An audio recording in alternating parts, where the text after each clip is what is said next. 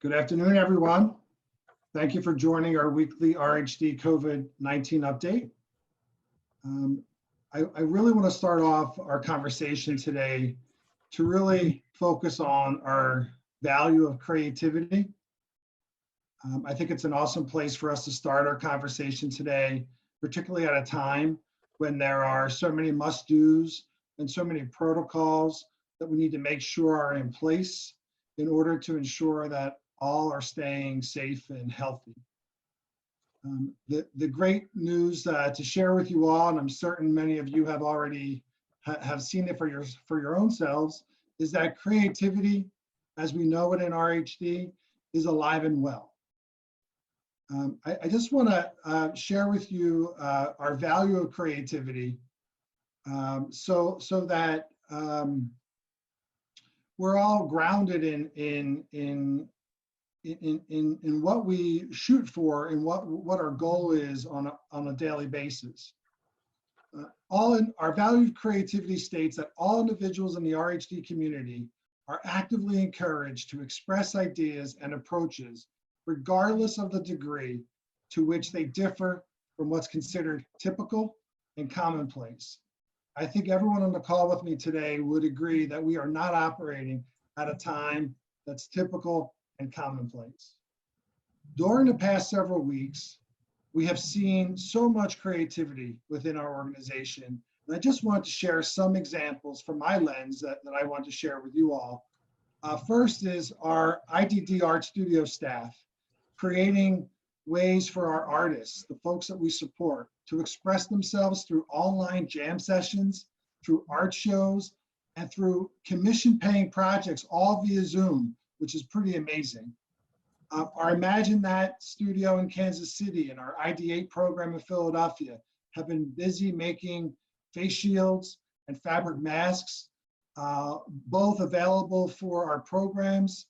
So please contact Amy Norman at Imagine That or Caitlin Koval-Bauer at ID8. Again, such great creativity that is going on within the organization. The movie nights, the dance parties, the yoga, and so many other activities that have been hosted by our residential staff to help our residents escape from the boredom of sheltering in place. All of that has been very much appreciated along the way. Creativity surely was in place to have our shared service teams quickly switching to remote work to support our programs, and all of our mobile teams and outpatient teams shifted to telehealth using technology to ensure the needed services for the folks that we serve are available. There have been pop-up community get-togethers surfacing all across the corporation.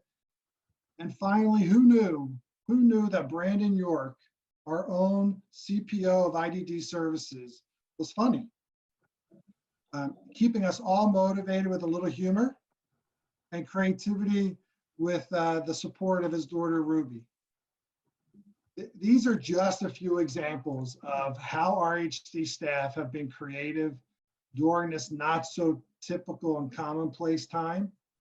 And I want to thank you all for keeping the spirit of creativity alive during this time. And I ask everybody to share with us via our RHD COVID-19 email address, which is RHD_COVID_19@rhd.org. Share with us your expressions of creativity that either you've seen or that you have expressed during the past few weeks. And as you all already got a glimpse of, but we will do so in a more formal way in the next minute, we want to show you our thanks. The panelists want to share with you our thanks for all that you are doing, all of our staff across the corporation, the frontline staff, as well as those staff behind the scenes, for your unwavering commitment to the folks that we support. So in the spirit of creativity, all of our panelists today, although technology might not be in our favor, want to express a sign of our gratitude using our own creativity. So thank you for all you do.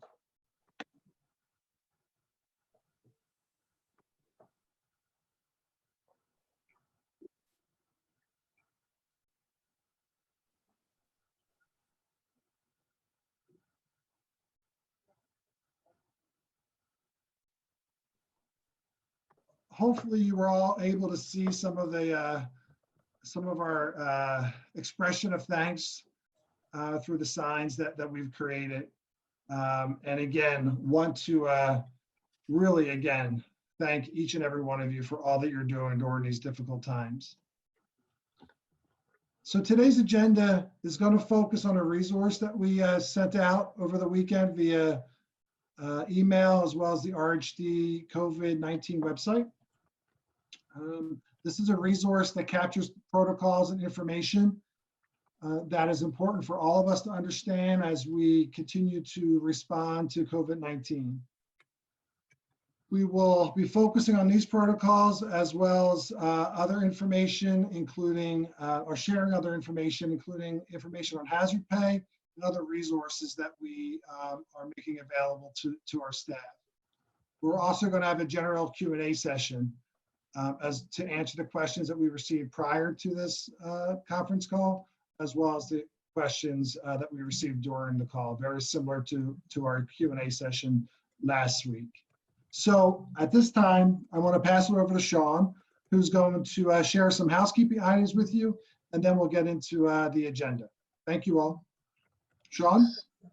Thank you, Marco. So hello again, RHD. Just moving some of my technology around because I'm getting feedback. Okay, that sounds a little bit better. Hello again, RHD. Just want to give you some quick updates regarding this format and my role as facilitator.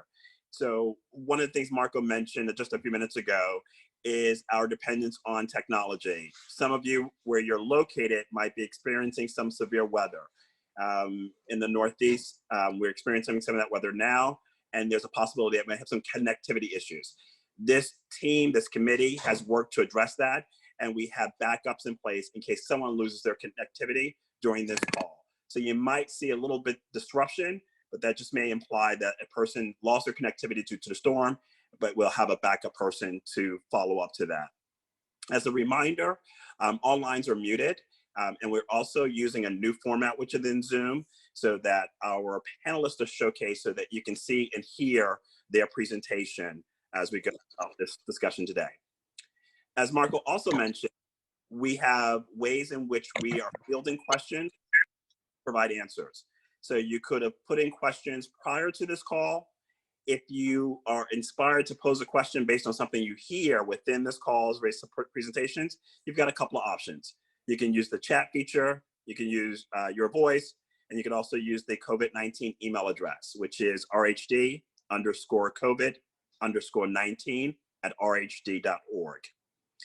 My role as a facilitator, I will help to support our panelists, time checks and providing them information via text.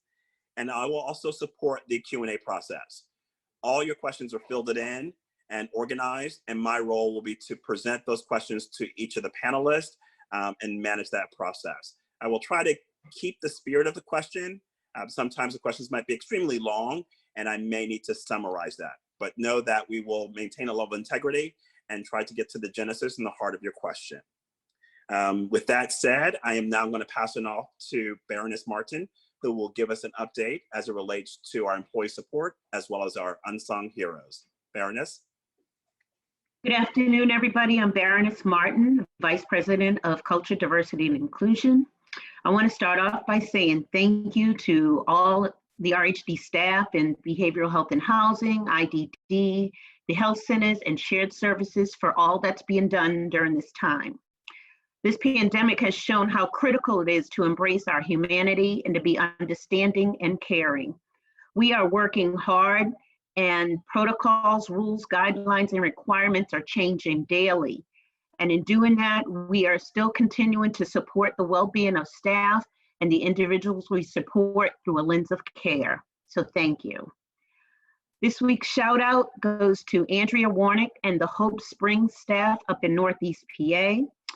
Hope Springs staff is a staff that supports individuals with developmental disabilities in a 24-hour setting, ensuring the safety of all residents.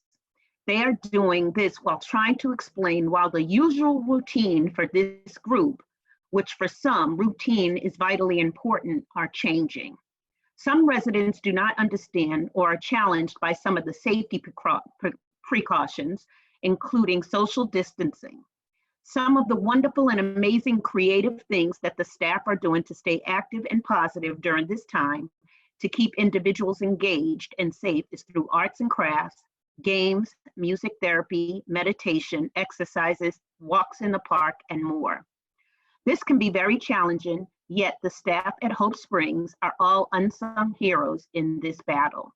We thank all group homes and group workers, and shelter workers who are in a time of uncertainty and some in safer environment than others to continue to look for meaningful ways to continue to work together and provide support to each other and to the individuals. I also wanted to make a short report on the employee support domain. This is a domain that's set up to kind of get a full culmination of all the supports and resources that are being offered by the organization in hopes to help our staff. In the coming week, we will host a Zoom meeting for all to share and discuss resources available to staff. The workforce needs assessment survey closed on Friday and last Wednesday. And in the closing, we had 900 responses. That is 20% of our workforce. We want to thank everyone who completed the survey. And the next steps is for the committee to identify resources to support the needs of the workforce. The employee resource fund relief is here. That is a fund that is set up specifically for furloughed employees and for employees that have lost hours due to COVID-19. We've already begun the process. It was launched last week, and the first set of funds they're in the mode of being paid out to employees that have been furloughed. So we're really happy about that. Benefits is seeing an uptake on employment claims. Please, this goes out to managers, to directors. Please submit the paperwork of furloughed employees to benefits so that benefit claims are not being held up. Lastly, Cornerstone Cares is a class, it's about 100 or so classes that are set up for you to take, all different ways of managing stress and coping with what's going on. You can access that through the COVID website. We do ask you to please look at it. There are a lot of helpful resources that are on there. Participate, take some of the classes. They are time sensitive, will only be available until April the 30th, so we encourage you to do that. And with that being said, there's another announcement, which is part of the employee support domain, and that would be the credit union. I want to thank everyone for your time and pass it over to Jenny Lipinski, who will talk to you more about the credit union. Thank you. Hi, everyone. I'm Jenny Lipinski, the manager of the True Federal Credit Union. We are the credit union that's for all RHD employees only. So we don't go anywhere else but RHD. And we're here for everybody, no matter where you live in this country. You can all join. Our mission is to extend financial services to employees who have been overlooked by banks or other credit unions because they may have owed them something in the past, and so they're blackballed from trying to get in a checking account anywhere. They'll give you a savings account, but they won't give you a checking account. We don't look at any of your past history. You can have a savings, well, everybody has to have a savings account with at least $5 going into it, but then you can have a checking account, Christmas clubs, and in time, you can have loans. Our checking account comes with a MasterCard ATM debit card, which can be used all over the United States at any one of the machines that is at All Points Network. They are surcharge free to all our members. There's 55,000 of them in the United States, so it's worth checking on. I do know that there's still a lot of employees out there that are getting paper checks, and at this time, with the way the mail is and overnight deposits, your check would already be in your account on Friday morning. You may not see your check till Monday or Tuesday right now instead. So please, you know, we're here with payroll. We work real close to them. We can get your account opens immediately. And I'm sending out a flyer today that will have the membership packet on it. Once you're a member with the credit union for 6 months, you're eligible for loans. And we usually have a couple specials, but we also, if you need a loan, we're here. We do loans 12 months out of the year. So we're here for you. But at this time, we're also doing a loan special for members right now that are furloughed, reduced hours, or even full-time people that need a loan to try to just get past some financial problems that we're having, that they might be having, you know, with the COVID-19. The loans for $1,000, and it's only at 10% interest. You have to keep $100 in your account. But then, depending on whether you're furloughed or full-time, if you're furloughed, your first loan payment's not going to be till July 3rd. We're hoping we're all going to be back to work by then, which I think we will be. And normally you have to be a member for 6 months, but I got with the board of directors on Friday, and they put in a new policy for one time. It'll end on June 30th when the loan sale ends. You just need to be a member for at least 90 days. But you have to be with RHD for at least a year. So I'm sending that out today too. So I know a lot of people have been asking us for that. And we're hoping that we hear from the people that are not members. There's a lot of you out there, but especially for people that don't have direct deposit going anywhere, now is the time to do it. It's real easy. Your ATM card comes to your house. You'll be able to get your cash much quicker than you could get it by going to it, and you don't have to pay for it. Don't pay at a cash checking place to get your cash that you earned every week. So, and now I just want to thank you for listening, and I'm now going to turn it over to Linda Donovan. Hi, everyone. I'm Linda Donovan. I'm the Chief Program Officer for Behavioral Health and Housing Services. And I just wanted to start and just say how thankful I am that so many of us can come together for these meetings. It really makes us feel that we are in it together and not so alone. So thank you for everybody that was able to come today. So we've heard a lot of stories in your own programs. You have seen teams coming together and doing amazing work through such a difficult time. And it is, for me, for all of us on the executive team, for all of you, just been incredible to see and be a witness to that. I also just want to take a minute and acknowledge what we're trying to deal with, how hard it has been if your program closed, how hard it is if your program is open and taking your referrals, how hard it is if somebody that you love and care for has been affected by this virus, not connected to RHD, that it is something that we are all really working together. And the more that we see each other reaching out and supporting each other, the easier it is to help get through it. So I just wanted to really acknowledge that. As we're trying to sort it out and things changing so quickly, many of you have sent in a lot of questions, and I would just encourage you to keep sending them in, because each one really helps us figure out, we think we have a part sorted out and something changes. So keep sending them in and we will try and get answers to you as quickly as possible. So today I wanted to talk about hazard pay. I talked about it a few minutes last week, and everybody should have the hazard pay policy that went out with really some great information and guidelines on how we're moving forward with that. Last week, everybody worked very hard to get that information to payroll quickly, and it should be have ended up in everybody's checks that were in the category of hazard pay. I would ask everybody to continue to turn in as fast as possible the suspected and confirmed forms to safety at RHD and to update them, because that is really helping us to figure out where is hazard pay, which programs is that for, and which employees is that for. As we sort that out, the quickest way to get our questions answered is for the unit director, the financial manager, and the service line director to really come together immediately when there is a suspected or confirmed case and to sort that out. Many people are available for questions, but if we could start there, that will get many of them answered as quickly as possible. Also available is in each division. We have Brandon York for IDD services, Emily Nichols for FPCN, and myself for behavioral health. Reach out. If you are not sure, just please reach out with your questions. The other point I wanted to, questions have come in, very sincere questions about why are we starting in this way?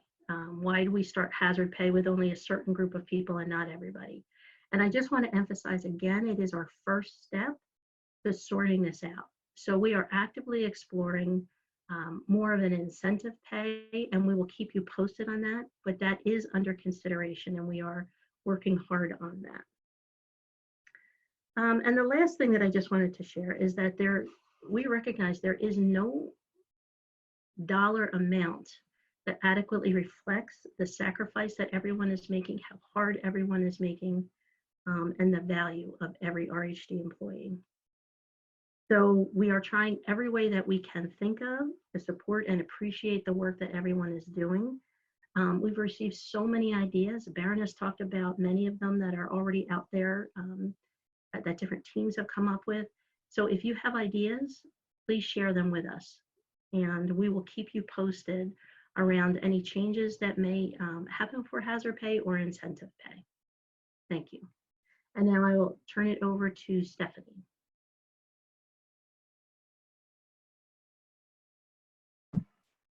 Hello, everyone. My name is Stephanie Pompey. I'm the Chief Legal Officer. I'm going to talk to you today about an email that we recently sent out, the attachment to the email. The email's titled RHD COVID-19 Program Response Protocol and Important Information. It is our hope that this document at least begins to bring together the many pieces of information that we have tried to get out to you. What I'd like to do with you today is kind of just go over the document. I'm not going to read it page for page, but to just kind of give you kind of a roadmap to what is in there and some helpful information on how to use it and where to go for other information. Before I jump right in, I also want to thank everyone. The work that's being done out there and the stories that we are hearing are inspirational, and you are all real life heroes. So with the document, and my assumption in going through it is that you don't have it with you, is set up sort of like a PowerPoint presentation. The hope is that those on this meeting, the leaders that are out there talking with people, will be able to use this as a resource, as a way to kind of get started when you find out about those cases, those COVID cases that are springing up from one program to another, to help ease some of the discomfort and fear around what to do in that panic moment when you find out that someone you may be working with or someone you may be supporting has been diagnosed with COVID-19. The first part of this document, everyone, provides you with an index. The hope there is that it is a long document, and we have provided so much information that getting to get the answer to your question is what you need right now. So the way the document is set up is that you don't have to read the whole thing. If there are particular issues and questions that you have, you can simply go to the index and see categories such as basic definitions. What does that mean? So we're hearing and throwing around all kinds of phrases right now. Hopefully, as you're hearing about these things, in order to kind of cut down on the confusion and to stop making assumptions that we are all speaking this language, this document contains some very basic definitions that you've probably heard us use, heard on the news, and may even be using regularly now yourself. So they're defined out for you. Other sections include quarantine protocols, for example. What do I do if I have a consumer who is COVID positive? What do you do in those first few minutes to cut down the risk and to lessen the impact on the health and safety of everyone in the program? So there is an index there. Again, the hope is that you would not have to sit down and read this document like a book with everything else that you have on your plate, but instead we'll be able to go straight to the question that you have. And to the extent that there are definitions missing, I personally would like to hear about that. We need to try and use words that communicate rather than words that are just easy and the ones that come to mind. So if there are any definitions or anything like that that you're not familiar with, that you wish you knew, or that we just didn't list and you're hearing it every day, don't be afraid to ask. We are in an environment, everyone, where no one knows everything. And in some cases, no one knows anything. So we have to kind of get comfortable and relax with asking questions. We've got to be patient with each other as we ask the same question, sometimes 1, sometimes 5, sometimes 10 times, because we are in a rapidly moving environment. And so if we just kind of cut each other a break and recognize that no one has the answers, RHD is not the only company struggling with all of these issues and how to address these concerns, but together we actually can get through this and get through it, I would wager, in better condition than other environments and places where we could be. Again, as I'm going through this, if anyone has any questions, feel free to send them in, as Sean will make sure that we get to them. The next part of the document talks about how to identify individuals based on whether they should be quarantined or isolated. So for example, we have person 1, person 2, person 3, all listed within this document. Person 1 is diagnosed as someone who has a confirmed COVID-19 diagnosis by a medical professional. So in this way, as you see when we go through the document a little bit further, when we're talking about who should be isolated or what do, you really don't have to remember the long, elaborate scenarios, because all of the things you encounter will be different. Instead, you can kind of think, is this a person 1, a person 2, or a person 3? The document goes through and also tells what staff can do. So we're not only concerned about our consumer, but I'm sure we agree that's our foremost concern, but we care about the employees as well. So what if person 1 is staff? What do we do then? What can that person work? What should that person be doing? The document does tell you that. So for example, if person 1 is a staff person, there is a note there that staff 1, that person cannot work. It gives you the email address, where to send the information so that this information is captured.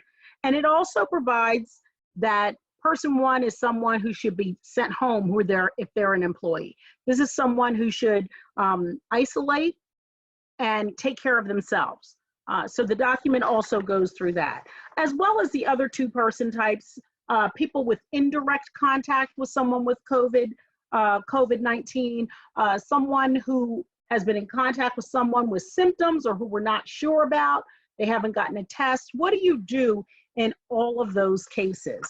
And then we talk about the thing that sometimes is what will stomp us, but what is really at times most important to know the quickest.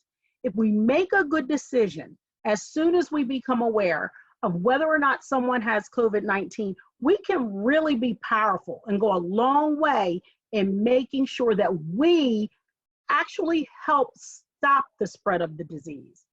So by taking the right actions early, we can really make it so that the impact is less for our colleagues as well as for our consumers. We describe quarantine. Quarantine is where you're going to separate yourself from anyone who hasn't been exposed. You're going to engage in all the universal precautions. Universal precautions are those things that we should be doing all of the time.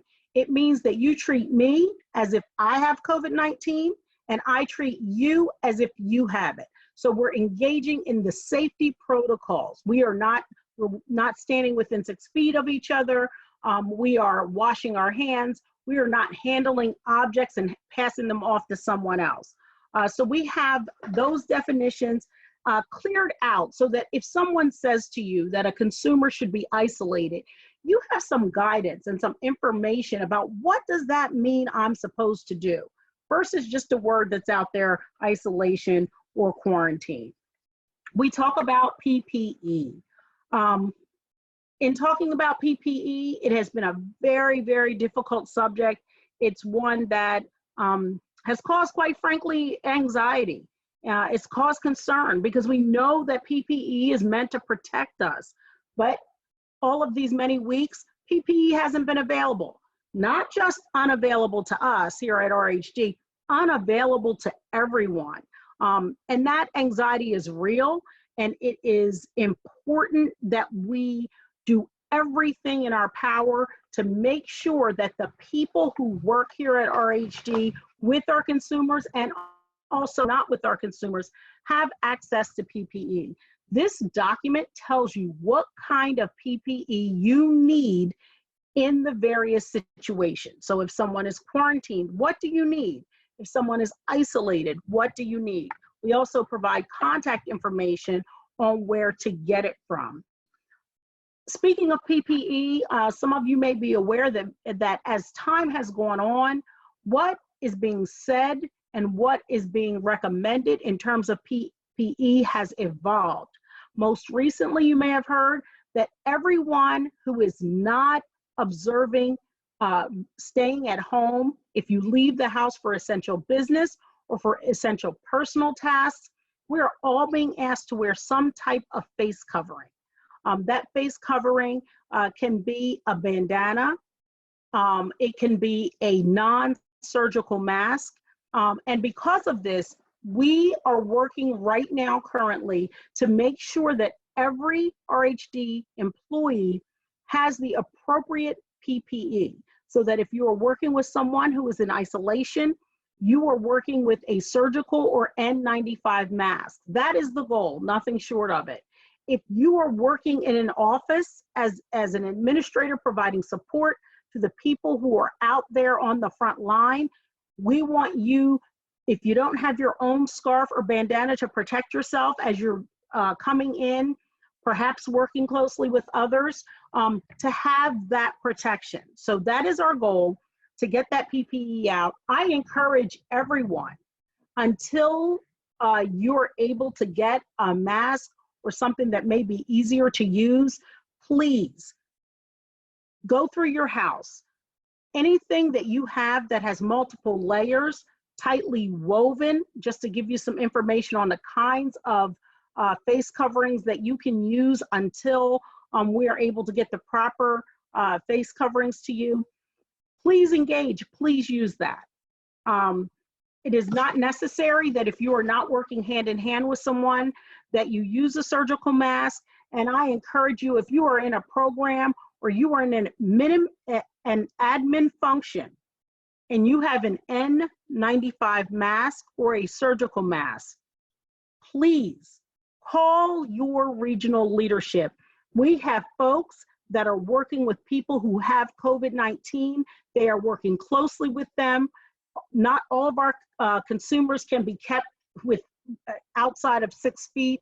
So I'm asking us as a community, turn in that N95 mask and those surgical masks. If you are not working hand in hand with someone suspected or diagnosed with COVID-19, we have to take care of each other. If you do have questions about the various personal protective equipment, that is also contained within this document. We have information on the types of face masks so that you can understand the difference, say, between an N95 respirator, a surgical mask, and a cloth mask. We have gone through some basic protocols, including what to do if the consumer has COVID-19. We have changed from the early weeks when we first started talking about this. Whether or not you took someone's temperature, that was up to you. Whether or not the person was a visitor, that was essential. We kind of didn't have guidance. The CDC has changed their position on this, and so have we. We are asking that we tightly control who comes in and out of the programs. I don't know if this will be a popular statement. Let me take a sip. I am saying that for our frontline staff who is working with the consumer, everyone is subject to being questioned about what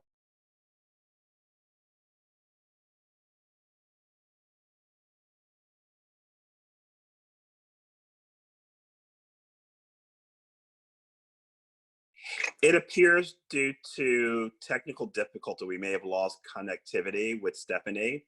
I'm gonna give her a minute to see if she can reconnect. And if she still experiences challenges with reconnecting, we'll have her back up to continue the conversation and the review of the deck that she was referencing.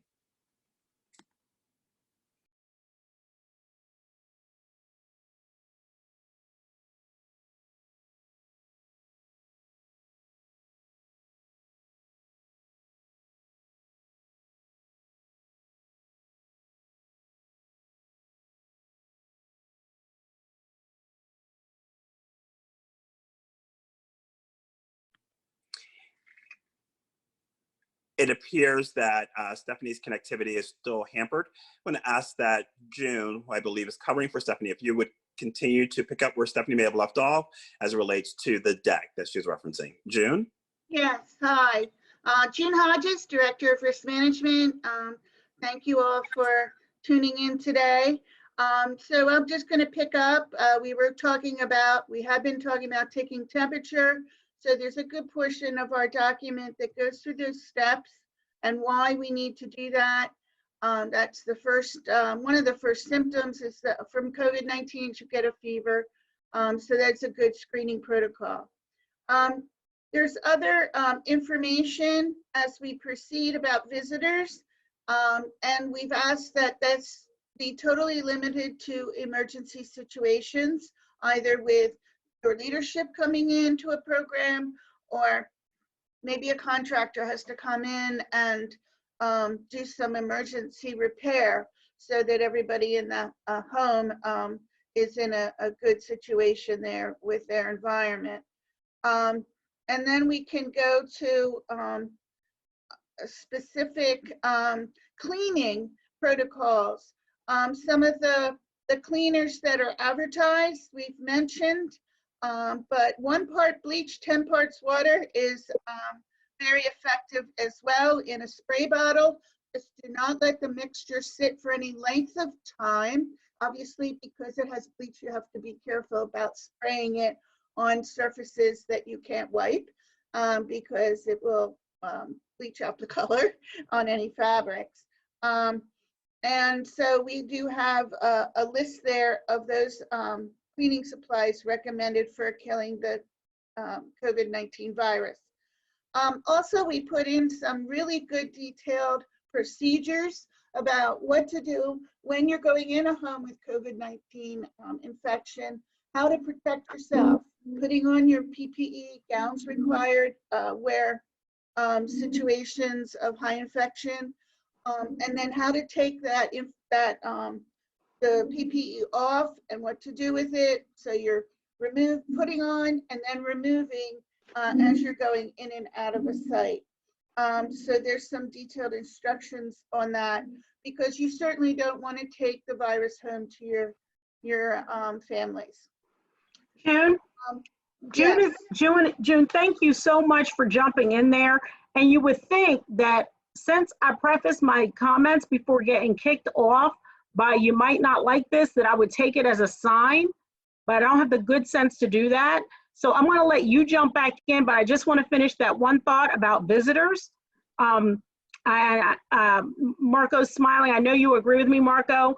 I want you to protect those homes, everybody. So if it's Marco or anyone who comes up to that home and is coming in, you should be asking, what is the essential business that you need to do here? And I just want you to feel empowered to do that because I think it's not that easy to do. And I want you to feel that if you are not satisfied with that, or if you get pushback, you have some place to go where you're going to get support for protecting that home. We are currently trying to accumulate sufficient thermometers, because if the person is under essential business, we want you to take the temperature and ask those questions that are spelled out in this document. And if someone does not want their temperature taken to come in the home, that's a bad sign for me. And I feel that you are empowered to say no to that individual who has every right not to have their temperature taken. But you have every right to protect the health and safety of the consumers in those homes, yourselves and your colleagues. But when I jump back on, June was doing an outstanding job. So June, I don't even know where you left off. So why don't you go ahead and finish it up. So we were talking about some basic protocols with cleaning, and then also some of the precautions you need to take with respect to the fleet vehicle. Some of these also can be applied to your own situations if you go out shopping, etc., and coming back to your home. But you want to disinfect the surfaces inside and out, practice social distancing, and that means if you have to put people in the back seat, because you shouldn't really have someone next to you, that's a social distancing measure. And make sure you have a little thing of hand sanitizer and some wipes in the car, so that as you go out into the public community, when you get back in the car, you use that hand sanitizer before you touch the wheel of the vehicle. So because the COVID-19 virus can stay up to a week on hard surfaces. So these are some sanitizing and distancing measures. As you go refuel the car, and I think I'm in New Jersey, so it's sort of, we don't have to get out of the car, but in Pennsylvania, I think they're still getting out of the car. So please use the hand sanitizer before you get back in the car. So many people touch those buttons on the fuel pumps, and you don't certainly want to bring those germs back in with you to keep yourself and the others healthy. Let's see, June, you want me to bounce back in? No, I'm trying to get to the next slide, but I got frozen there for a minute. That's okay. And also, we're just really asking that you limit the use of the program vehicles. You know, should only be going out to do emergency errands, and not joyriding around a car. We had a couple situations that ended up pretty badly. People taking a ride out, and now they got in some accidents. So let's try to keep it to a minimum, and follow the stay-at-home requirements for the state that you live in. Some more, just how do you bring groceries into the program? We're recommending a protocol or a system where you keep a section, sterile section and not sterile.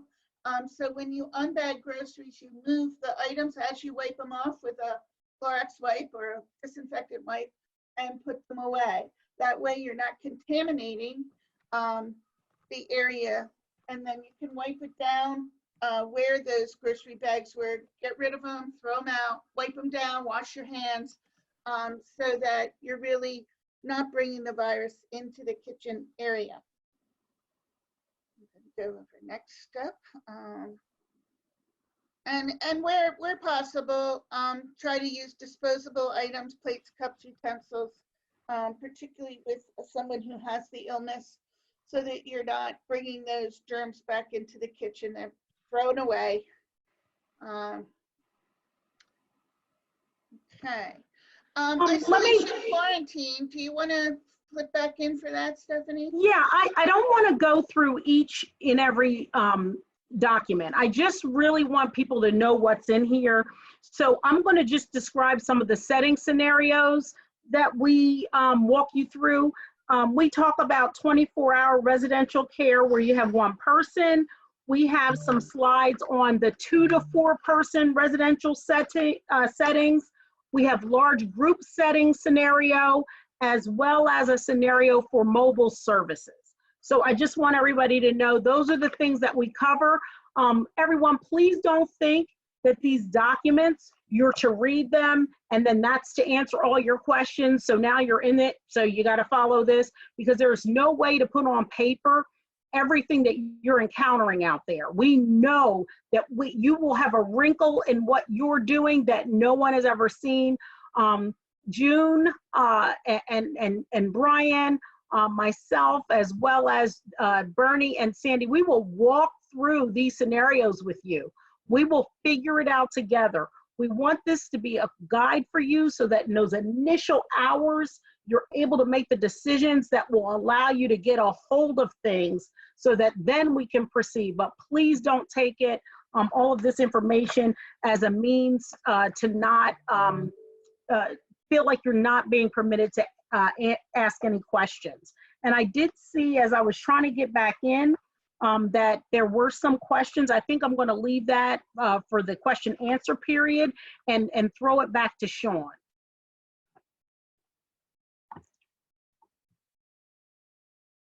Thank you, everyone. Thank you, June. Thank you, Stephanie. And thank you for each of our panelists who provided an update. We're going to now segue into the part where we respond to the questions that you submitted.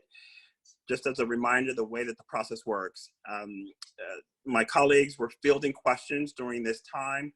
We also had a queue of questions from previous meetings. And so I'm going to take that organized listing and present those questions to the various panelists. We took a best guess at who should respond to the question, knowing that some individuals are closer to the matter than others. You might have a dynamic where I might call on someone to answer a question, but they might lob that question to one of their colleagues. So with that said, I'm going to go ahead and start with the first question that's been presented. And this one is to Alicia. And Alicia, this is regarding PTO and unemployment. As a reminder, some of these questions are lengthy due to scenario-based examples. So I'm going to try to summarize what I've read here. This particular employee is concerned about unemployment and unemployment benefits, and perhaps getting an unemployment benefit. They want to know, would it be okay to use sick time as a form of still getting paid while also applying for and waiting for unemployment benefits to come through? They're asking about the legality of that typical process. So can they use sick time while also applying for unemployment benefits, and whether or not that's legal? Alicia?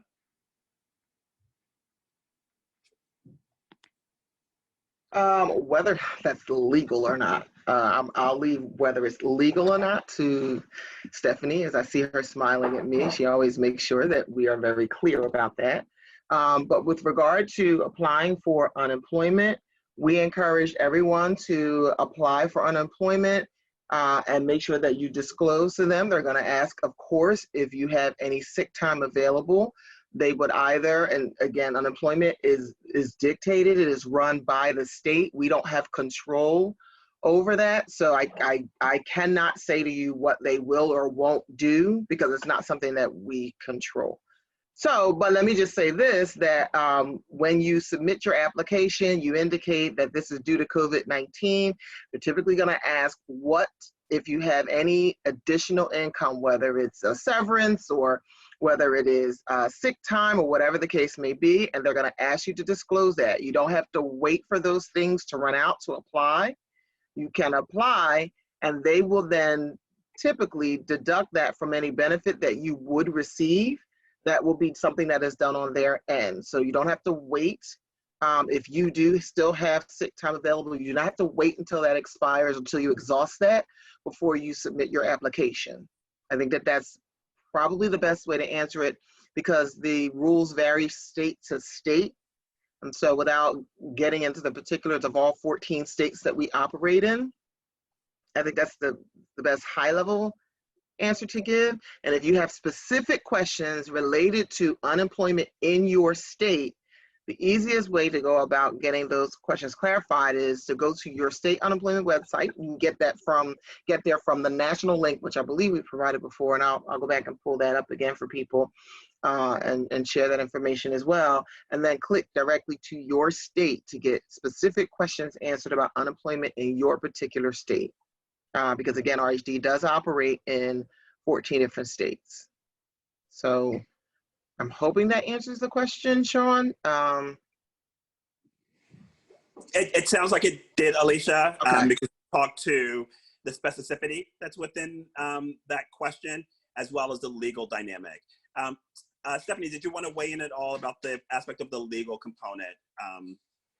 I would just say to everybody, for unemployment, couple things. You don't have to be without any income to receive unemployment. So if your hours have been cut, I encourage you to apply for those benefits. But the other thing is unemployment is a little bit, it's kind of easy to stay on the right side of the law. When you apply and you get those questions or documents to fill out, tell the truth. If the truth gets you the unemployment, and you may say it may delay it, it may be okay, I would just do that, because there are different benefits available across the country. So I could tell you something that I know about one state and it's completely different in another state. So just, if you have a reduction in your income, in your hours, get the paperwork and fill it out. And if you fill it out correctly and you get it, then it was fine. If you fill it out and you don't get it, that doesn't mean it was illegal. Maybe you just didn't qualify. So that's my encouragement for everyone. Thank you, Stephanie. Thank you, Alicia. This next question is to Jenny Lipinski, and it's regarding the credit union. This employee is acknowledging that the 10% interest rate appears pretty high. The person would like to know if there are any other options as to, they've seen lower interest rates regarding loans. So Jenny, could you talk to the fact that we're at 10% interest rate, and if what individuals may want to do or what other options might exist? Okay, normally our interest rate is all the way up to 18%. And so when the board of directors got together and wanted to do something to help the employees, they came up with a 10% interest rate. We're not charging any fees for applications or anything like that. And that's why it's 10%. It's one of the lowest rates that we have out there. And that's all I can do. Yeah. So it sounds like there was a reduction from our original interest rate level from 18 to 10%. So, correct, from 18 to 10. Understood. Thank you, Jenny. This welcome. next question is for Baroness Martin, and it's regarding the relief fund. This employee is acknowledging that they contributed to the relief fund and wanted to know, when would individuals who are in need of these funds expect to get support financially through this fund? This individual who's asking about this is also concerned about how there's some people who just may not have funds or unemployment coming through. So the question is, when could employees expect money to come from the relief fund? Yeah, because it was just implemented last week, we ran into a couple of snags, but the window is 48 hours from the reply, or we received the application, to it being reviewed and getting to AP, and then AP cutting a check or depositing if the individual has a direct deposit on file for with payroll. So I did respond to that on chat already. And again, our hopes are it'd be a 48-hour turnaround between the ask and the decision being made, and then the 2 days additionally for AP to process. Thank you, Baroness. The next question is to Stephanie. It's regarding the visitor protocol. The employee acknowledges that they are clear about the visitor protocol and policy. This question looks specifically as to residential settings. They're having a struggle with residential settings and the consumer wanting to go out, and some of whom have tested positive. So this employee is looking for guidance on any recommendations or guidance for residents within the residential programs who want to go out, who may have tested positive. Stephanie? Okay, I'm going to provide, I guess, kind of the an answer kind of grounded more in rules. And then, because you need both, I'm going to bounce it for either Brandon or Linda to take. So when you have someone, whether it is a staff or a family member or a consumer who has tested positive for COVID-19, staying isolated is necessary to protect the health of the public. We believe that it should be taken very seriously. One of the main concerns that goes through my head, I'll just speak for myself, is that when that person goes out, they could clearly be infecting other people. But even if they are just kind of suspected for COVID, they could be, maybe they have a cold, but now they've got COVID-19 because they went out. I do think you have to be hard and fast with the rules. I don't think that there is any issue with being somewhat creative. In other words, no breaking the law, but if the person needs to go out on a back porch, have a time when that individual could get some fresh air by themselves, and then make sure we're wiping down everything and that they're not having interactions, face-to-face interactions with any of the other consumers or staff. Quite frankly, depending on the situation, I can imagine a scenario where someone would be so unwilling to go out that you feel yourself put in a trap where you would want to say don't come back, but you know they're COVID positive, so that the longer they're out, you're kind of adding to the issue. What we have done in some instances where we have residential programs and we're not able to keep someone who was either diagnosed or suspected with COVID-19 in, we have called EMTs to have the person taken away and taken care of. We have had conversations where we've said, in order to be here, we have to kind of be good people. We have to participate in the protection of the public health. So I know you're in a tough situation, and the situation and our answers that we've given have varied greatly between the scenario, depending about the competency or the issue or why that individual has gone out. I do encourage you to call your divisional leadership. We've been called on the phone to actually go over scenarios. June and or myself have been put on the phone from time to time to go over it. So my first admonition is the one that's probably not helpful because you've already tried, is to really make sure that you are taking it as seriously as it is, up to and including outside help intervention to keep that person safe and to protect the safe of the public safety. Brandon or Linda? Yeah, I appreciate that, Stephanie. I don't have a ton to add because I think Stephanie covered the bulk of it there, but just again, to reiterate, it is a case-by-case basis. We understand that. And you do have folks around you that you can reach out to run through those scenarios, as Stephanie said. The other thing I want to remind you too, and I know it's just a document, but again, just like this PowerPoint we covered today, we do have a few good documents that the DSIC folks put out, and also a couple of regional leaders that we put out. And Linda and I can send those out again tonight as just a reminder. But there are some really good documents for you to walk through with your participants or consumers in their language. It's very simple to understand. And I know that won't work for everybody, so hear me that I get it. But it's a very simplified version of what, kind of get them to see it maybe in what it is, and also make it a bit of a game, meaning let's talk through it. Let's make it fun that we can understand it together. So there are a couple of good documents that may work for some, but the real true answer is making sure that we're honest with folks and that we have folks to reach out to brainstorm and to work through a case by case. We know some of these folks will not listen.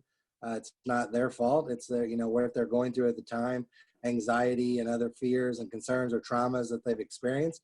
So it's going to be very difficult for some of our consumers to walk through this, and we don't want you to have to do that alone. So please reach out and we'll help you walk through those scenarios. The only other thing I could add to that, just really to echo Stephanie and Brandon's thoughts, is this is a hard one. We've in different situations, we have tried to struggle with it and come up with different answers. We've asked people like funders that have special relationships with that person to come and talk to them about the importance of staying in. We've, in some towns, police have come and tried to, really strengthen our message of that to support people to stay in. We've altered our practices in the houses. We have really tried to, some people have ended up in a hospital. Some people have chose to leave programs because they just could not follow what we need to be doing to keep everyone safe.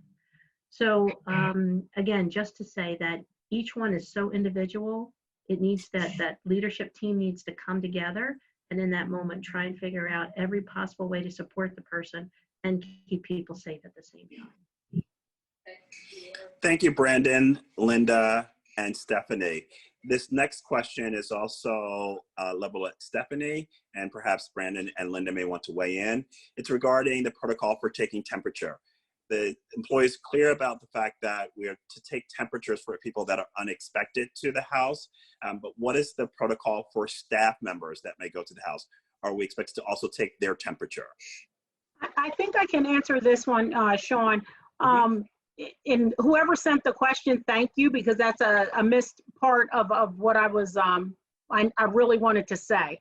We are asking that each day that someone comes on shift, so for every shift, that staff temperatures be taken.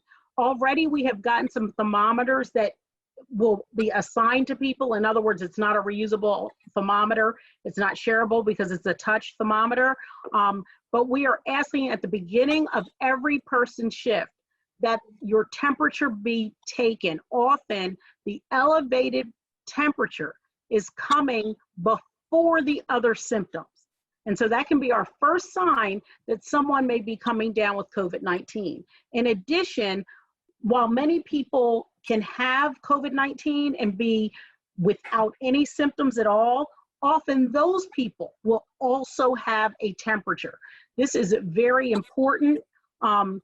We know that often someone's coming in, they're going off shift. We're asking for everybody to be creative and cooperative, both at the same time. So if you're coming on, you take your temperature and show the person you're relieving if you're the two people there. You be willing to take a list or keep a log, but take your temperature. It's not just that you're protecting your colleagues and the consumer, you're protecting yourself and the people you also go home with. So yes, the answer is yes. We are asking everyone who comes into the program to have their temperature taken. I'll pick on Marco again because I do enjoy it. If Marco comes in, I need you to take Marco's temperature. Everyone coming around you, your colleagues, or the consumer should submit to having their temperature taken and denied entrance if they refuse. So thank you, whoever asked that question. Hey, Stephanie, just a follow-up to that question. Can you talk to people about what the appropriate temperature range would be and where people should be concerned? So low-grade fevers have not been the sign. We're looking at something that's about 100.3 or more. So 100.3. So if you are running a temperature of 99, my understanding is that typically if your body is doing the work, that's how a fever comes, it's doing the work of fighting this particular virus, your temperature will elevate over the 98, 99 mark. Now, if I had 100-degree temperature, I would step back and I would take a look at my symptoms over the next 5 days just to make sure that it's not going anywhere. In order, let me just put this one out there too. In order, if you have symptoms of COVID-19, but you haven't been tested and you don't know whether you have it, kind of the benchmark is that you want to be symptom-free. No symptoms, no cough, no body aches, no temperature for 72 hours without taking medication to help. So if you're taking Tylenol to keep your fever down, when you're able to stop taking any medication to assist with the symptoms and you're symptom-free for 72 hours, that's when you should feel that you kind of cleared that suspicion. You didn't have it, you're not sure, but that's a way to kind of count that time. June, do you have anything to add or did I give the wrong number? No, I think that I see a lot of questions like my situation's a little different, I run subnormal. Those are questions that you might want to vet with your medical provider since they know you more than anybody else and have your history. and those are special situations. We're talking generally, our PowerPoint speaks to general information, and anything else can be discussed in a side conversation. But I think if you have a concern about your temperature, that you can make a call to your healthcare provider and discuss that with them. Thank you, June, and thank you, Stephanie. We have two more questions that have come in. This one is for Linda, possibly Stephanie as well. When are we going to receive PPE for the essential workers, and why are we not allotted hazard pay as well? So the PPE, as others have talked about so far, we are trying every possible way to order it, to find it, and to get it here. Even orders that we have that are coming in, they're not coming in tomorrow. So we are working on that, trying to manage as houses are have somebody who is diagnosed with COVID, getting that particular types of PPE to those homes. We are now talking about face coverings for everyone. And if your program is having troubles figuring that out, email me, and Sheena's also on our call today to talk about PPE. So I'll pause for Stephanie and for Sheena to see if they wanted to answer her. Stephanie is good. Okay. We also have the PP order form and there is information in our PowerPoint about that. Please send your orders in, Sheena, and we're in a group that we will look at them. We have some N95 masks already at corporate office that we are sending out as we speak, due to a very nice donation this past week. So we're working to get that. What you need to do is at least notify your leadership that you're in need, how many staff, and whether or not you have a specific COVID situation at your program. I'm only going to just add this because I hear it in terms of the PPE is to protect us and to protect people, and you're still working with the consumer and you're not getting the PPE. I just want to be completely transparent and tell you the formal PPE, the respirators, the N95, KN95, the surgical masks, I want to be perfectly transparent about it. We want those in the hands of the people who are working with active cases so that those active cases do not cause a rise in the number of active cases for an area. If you are not working in a situation where you have to be hand in hand with someone or within 6 feet of someone, you might be still a person that is waiting for PPE. Not because we don't care, or it's because of the reason that nurses and doctors are waiting for it too. We simply can't get it. We are fortunate. We have some big orders coming in. It would be my hope that everybody could have the top level PPE. We know that we will not get those supplies. But I do want, if you are working hand in hand with someone who has diagnosis or symptoms, make sure you get that form in that June is talking about, because if we need to ride, and I know that Sean was highlighted last week, and if he needs to go to a place and get N95 masks to take to someplace else, we will, because we're all in this together, and we have to do work to the purpose of the people who are most vulnerable. But in terms of getting some PPE in the hands of everyone, that is the goal. And I can tell you there's a PPE committee that is focused on that and just working on making sure that that happens. So I just felt like I wanted to get that out. Yes, we look at our emails over the weekend even and try to get PPE out for emergency situations. I just wanted to comment. I see there was a question about the fever and that we have it all wrong. Our information comes from the CDC guidelines, the World Health Organization. Those people are the epidemiologists, the immunologists, and we look to them for the information that we distribute. And Stephanie and Joe, just a follow-up question to what was just shared and the understanding of how we sort of triage this. Recommendations for those who are waiting for PPE, what are some guidance that you provide as they continue to wait? Understanding there's no substitute, but what would you recommend that they continue to do as far as good practices? Well, I just, as I said, please get that order form in today. We can have it to you tomorrow if you have an emergency situation. We're overnighting them out of 4700 Wissahickon Avenue. We do have a supply there of N95s, as well as cloth masks for those who, you know, just want to have some protection, but don't have an active case of COVID. Okay. Thank you, June. I have another question, and this is to Alicia. Are the sick balances in Lawson going to be adjusted to reflect each employee's accruals through December? So I just typed the response for that in the chat, but I will share that. That's okay. I will share that. So we are not able to reprogram Lawson. It is currently programmed, it has been programmed for forever, to show the earning of sick time in an accrual form, meaning you notice every pay, you see a certain amount that accrues. We've already started that this year, so we're kind of unable to go in and forward advance that because it would require the reprogramming of Lawson, which is why we shared that what will happen is you will see this as a negative balance.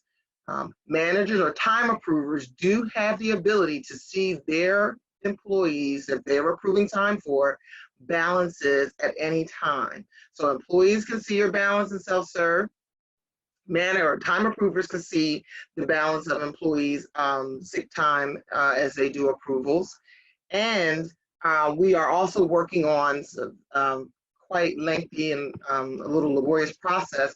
We're working on creating a tool that we can send out to each individual program with based on their program's PTO plan that shows each employee's accrual and usage. That is a constantly changing tool based upon what has been used from one pay period to the next. So it is a little challenging to get that out in another format, but we are trying to work that out to help make it a little easier. But in lieu of that, you do have the ability to see employees' sick time use as well as accrual in Lawson, both through the employee self-serve function as well as the manager self-serve function, because we're not able to reprogram Lawson at this point to show the advance of any PTO.